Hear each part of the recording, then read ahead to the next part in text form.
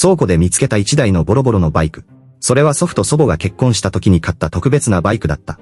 二人の思い出が詰まった宝物。祖父にとっては、により大切な存在。